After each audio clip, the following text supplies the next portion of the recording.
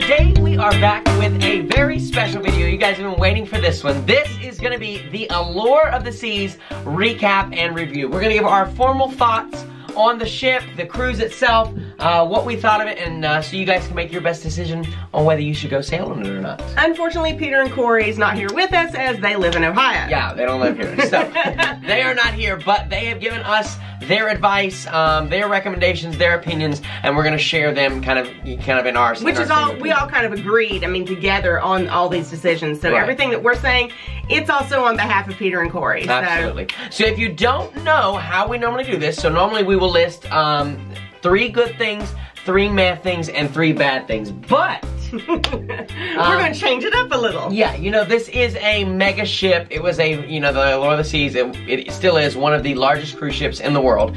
So we're going to add 4 things. So we'll have 4 good things, 4 meh things, and 4 bad things here for you today. So let's get right into it. Number 1, Mama, should we start with the good or the bad? Let's start with the good. All right, we'll start with the good.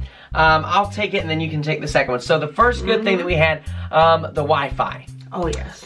Get the Wi-Fi. Unlike Carnival, get the Wi-Fi. If you want to stay connected. Now, if you want to detach from your cruise, please detach. You know, that I totally, completely understand that, you know, you've got a 7-day vacation from your cell phone more than you do from your workplace. And I completely get it. So, but if you don't, you know, if you do have to stay connected, you have work commitments, other commitments, etc.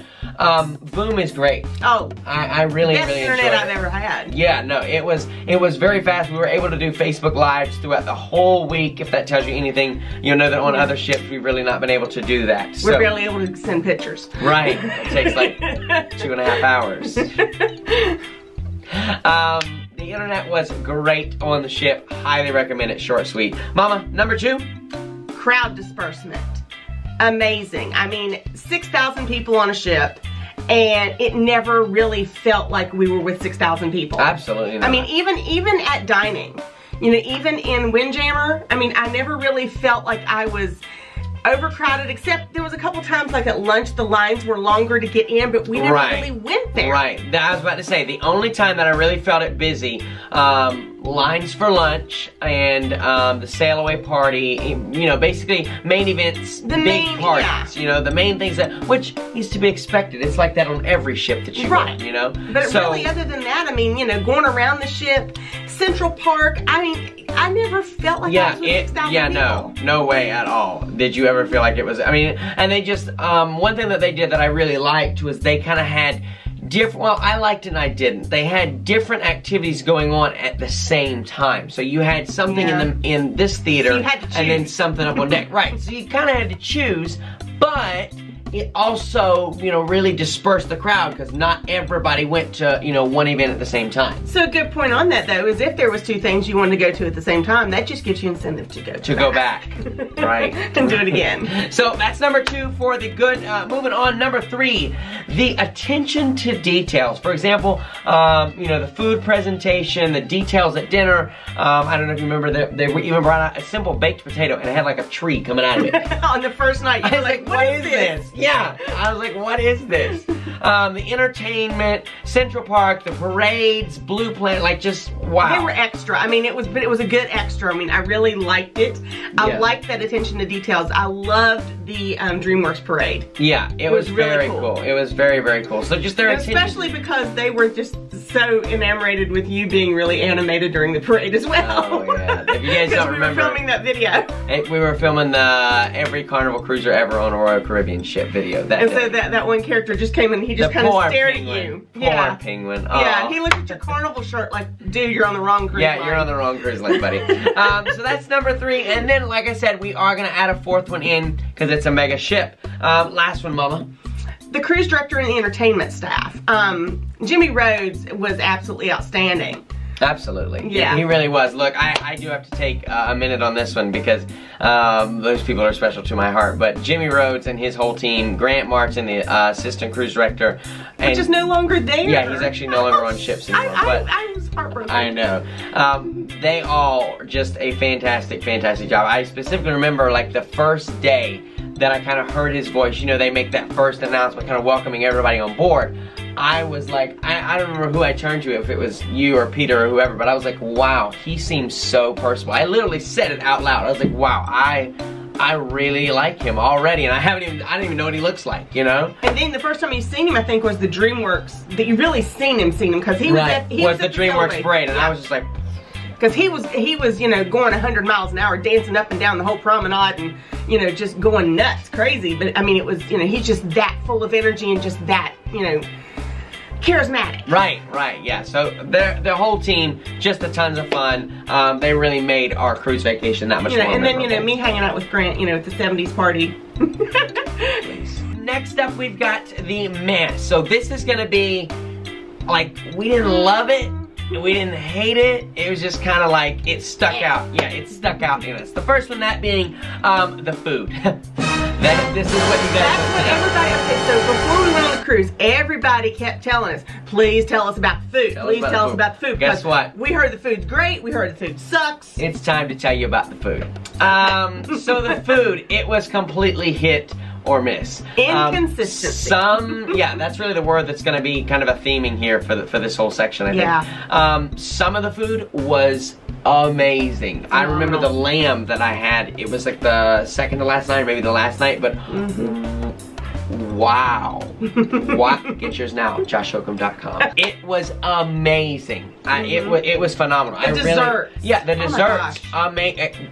Besides the creme brulee. Amazing. Carl will get them on that one. But then you had nights like our first formal night where I was just like, what is this? The food was, for me, I really didn't have a lot of bad experiences with food. There was a couple of cuts of meat sometimes were tough at times. But I mean, the food's flavorful. Yeah, it is flavorful. It's not dry and bland. I'm gonna be honest with you. I think really what it came down to, the Windjammer or the buffet, the Lido buffet, was often better than the dining room. And that's backwards, because the main dining room should be the better food. Right, you know? right. I mean, our first lunch that we had in Windjammer on embarkation day was amazing. Right, and I'm gonna even be even more on Chop's Grill. It was good. I don't know that I would pay to do it again. Not a full, well, we got it for $17. I would not pay the full price. I would not pay the full price, the $45 or whatever it is at night, because I mean, it was good, but it was just a steak, you know? It wasn't, the atmosphere was neat, but I didn't get, it was not an over the top. I didn't leave there going, oh, wow, this is something that I have to tell everybody to come try, like, you know? When we went to the steakhouse on the Pride, I mean, we were just, right, yeah, that was a great experience. So, that was number one for the man. Number two, Mama? The shows. For you, okay, and I know you all seen this when we did the vlogs. You know, Josh and I had never been to a full-on Broadway experience, but I've had a little bit of theatrical experience from high school and stuff like that. So I kind of knew what to expect. He had no idea. He was expecting what you normally get on Playlist. Right. And it was totally underneath that, you know, because it's straight up Broadway. It was very traditional Broadway. Like, for example, Mamma Mia. If you've seen 2.5 hours. Yeah, it was an exact replica from Broadway. No. I had the wrong mentality. I went in with the wrong mentality. Yeah. It's not like this big Las Vegas Broadway. It's not like this big Las Vegas show, like with lights and smoke and special effects and fireworks, and it's not that. It's not. It is a traditional Broadway show with intermission. That really showcases the performers, you know, and that's great. I'm so glad that they do that. And they were good performers. They really were. They did an amazing job. Right. I just found that some shows were better than others to me. Like, for example, I really liked the Blue Planet show. I thought that one was really neat. I know a lot of people don't like that show, but I really thought it was neat. I thought it was neat because it looked like they were swimming. Right. That stuck out to me. So, next thing that's going to be in our meh category is going to be the size of the ship. Which we knew this. We knew it was a big ship. We knew it was a big ship. We knew it was a mega ship. Specifically, though, our issue was with it was lots of walking time. Yeah. Everything was really spread out. Of course it's going to be, and don't misconstrue me as complaining. I'm not. I'm just letting you guys know what to expect. Be prepared to walk. Yeah, you will walk. I think we walked like, what, 8, 9, 10 miles a day? Every day. Yeah. It was, I mean, that's no workout plan. That was just getting to and from the ship. Too, you know, I mean, the elevators are good on that ship too. I mean, you know, we didn't have to use this. They're very big. They're big and they're fast. Right. They're not like overly crowded. We never, I know a lot of times on Carnival, you know, we'll go to get on an elevator and it's packed. Right. You know, I never encountered that. I never did. Yeah, not really. Yeah. I never did. So, you know, where I'd have to wait for another elevator. Right. So, you know, even that would cut some of your walk time, but still, just because the size of the ship, and usually, you know, we'd want to do something in the front of the ship, and then the next thing would be all in the back of the ship, so you'd have to walk. It was great. Or we would do, like we always got confused at dinner, and we would get on the wrong elevator. We would get on the wrong elevator and go to the wrong floor on the wrong end of the ship. And then, have to reverse all of that, because that was the other thing. I don't know if we listed that or not.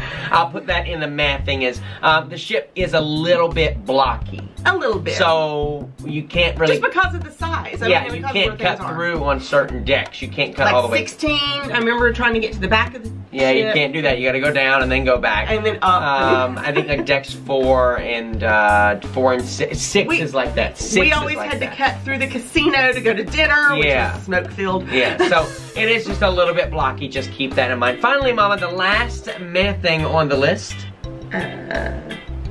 I'll help you out. It's the staff. The dining staff was hit or miss. Yeah. And then the photo, I'll actually let you completely handle this because the photo gallery staff. So the staff was hit or miss. So our room steward was awesome. We loved our room steward, and Peter and Corey's room steward, they said he was really good too. They you know, made our beds daily, brought us ice, you know, did everything. He always greeted me in the hall, greeted me by name.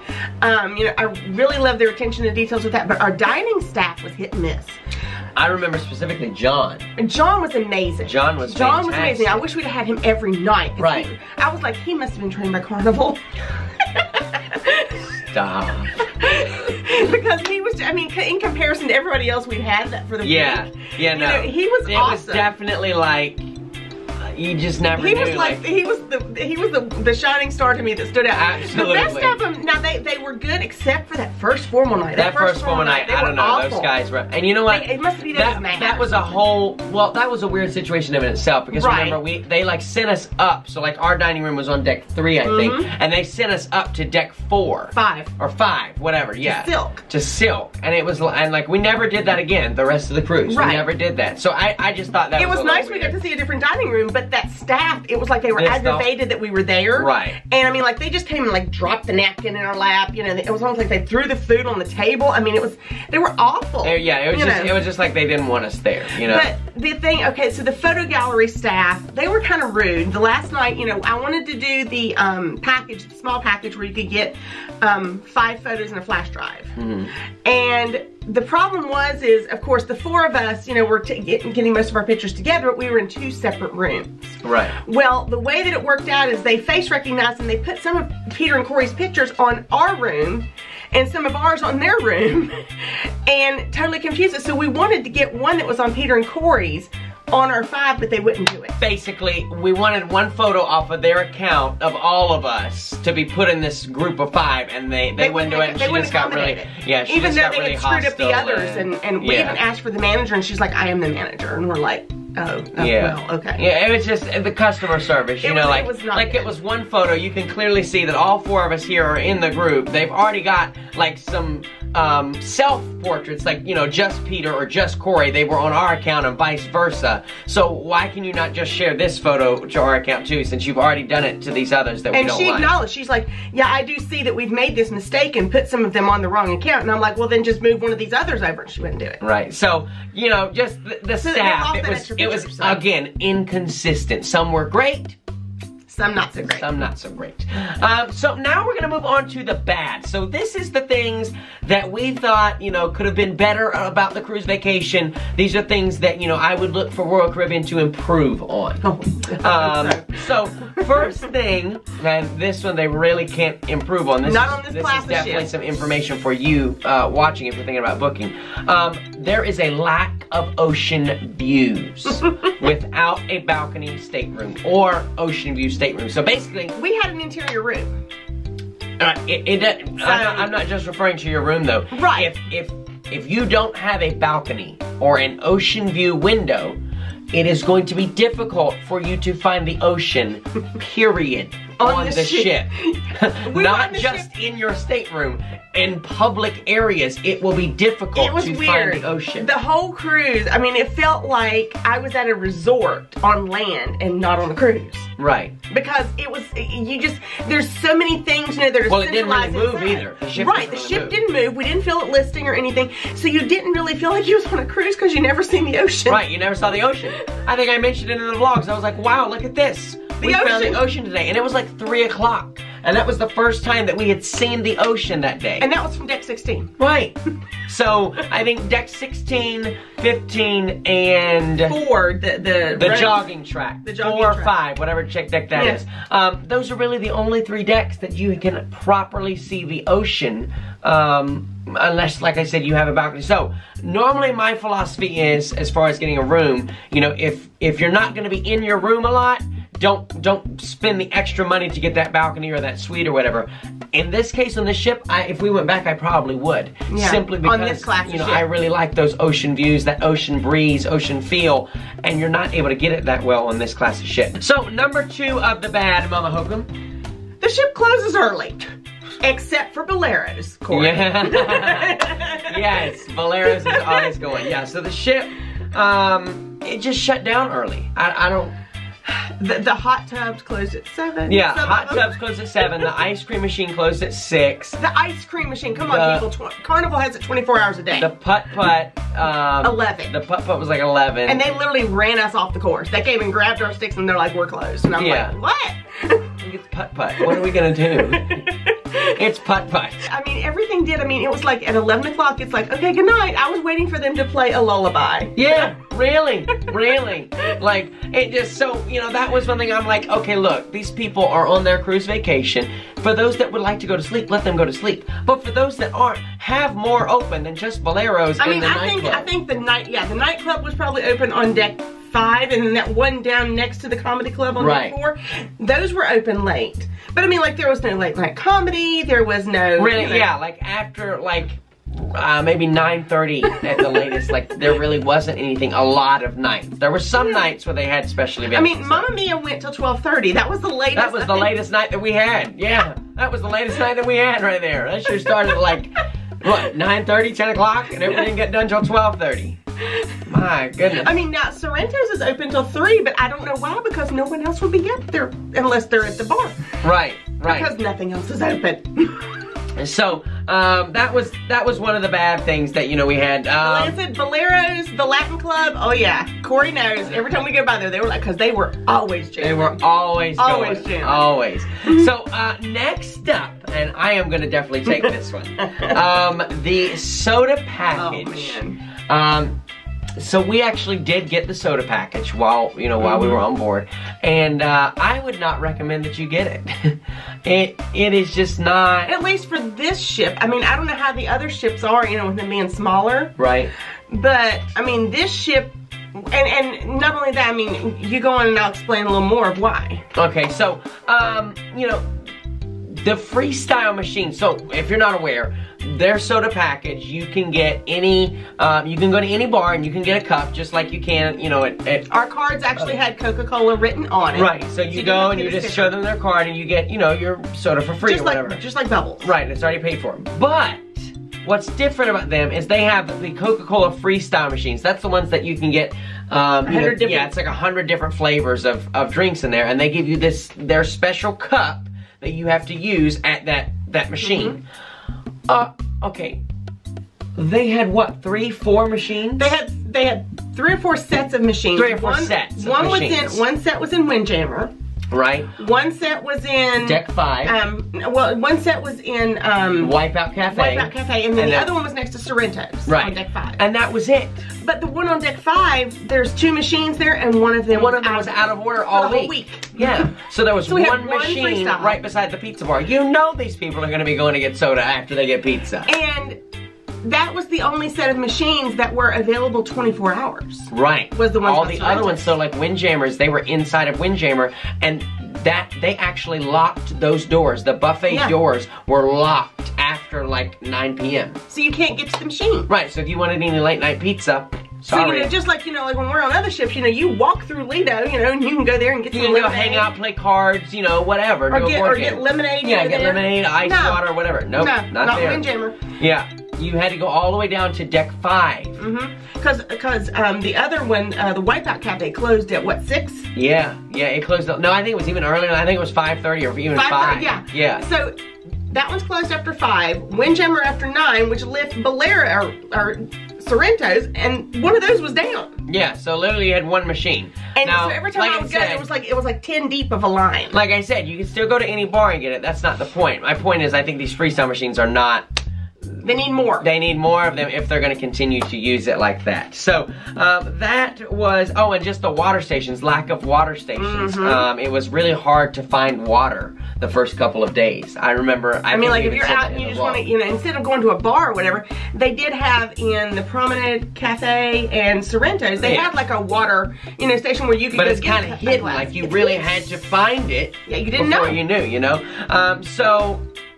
Next thing on the bad was the cruise compass. It was too busy. It was literally like that big. It has to be. But, yeah. I mean, it's. But it was literally like a book. Yeah, yeah. Like there was inlets and inserts, and I'm like, this is gonna take. I mean, like we get 45 minutes to read. We get inserts with the fun times and stuff, but I mean that's usually for shopping. I mean, this was inserts of activities. Right. You know, so you had to literally read, and I mean, I could understand how people would miss things or not find things because it's just there's a lot. Absolutely. So I would appreciate a little more condensed, you know, cruise compass in the future. And then the last thing on the bad list, and then we're actually stick around because we do have the giveaway information for you guys, is the website / the app issues. If you've sailed with Royal Caribbean in the last year and a half, then you know exactly what I'm talking about. We had issues before we even sailed, and then right as we sailed, they changed the whole website. Yeah. I won't even get into all the issues that we had. We sailed in March. It is now July. They're still having issues. I mean, I'm on the website or the cruise page for Royal Caribbean, and there's people in there every day. Are they ever going to fix the website? I know. The app doesn't work. I mean, Can you tell she's upset? It's a mess.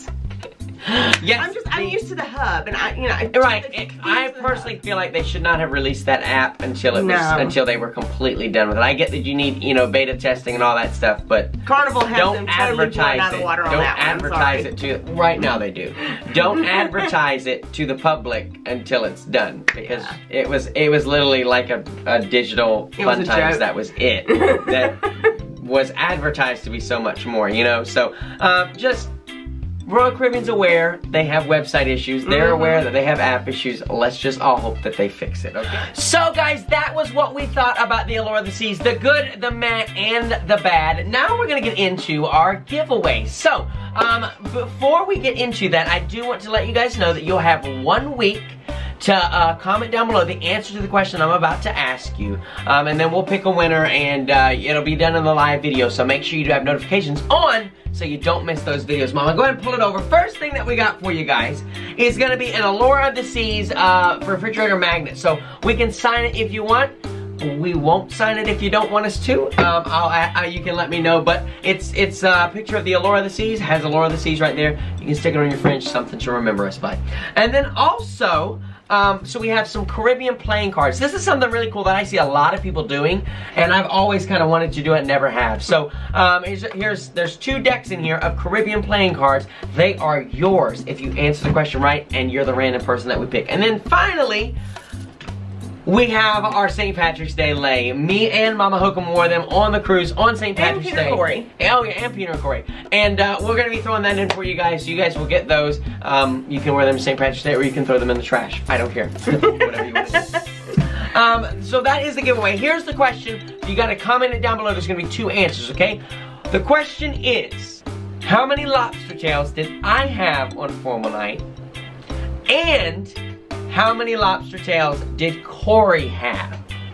You guys are gonna have 1 week from today's date to answer that question down below. We'll be picking a random winner in a YouTube live. You do not want to miss it, okay guys? Look, thanks so much for watching. If you have any other questions, please drop them down below for us. Other than that, that's gonna do it for us, guys. My name is Josh. It's been real, it's been fun, it's been real fun. We'll see you real soon. Bye. Bye.